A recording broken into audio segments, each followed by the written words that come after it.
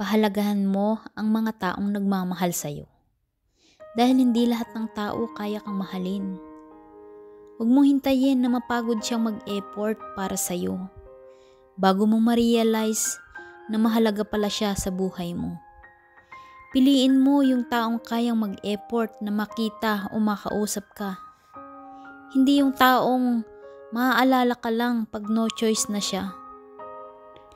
Ang mga taong dapat pahalagahan at ingatan ay yung mga taong sinaktan mo na't lahat, hindi ka pa rin iniiwan. Makontento ka sa taong nagmamahal sa'yo. Hindi man niya maibigay ang lahat ng gusto mo. Ang importante, hindi ka niya niloloko. Sabi nga, ang taong nagmamahal, kahit inis, hindi ka matitiis. Kahit nagtatampo, hindi nagbabago. Kahit nasasaktan, pilit ka pa ring inilalaban.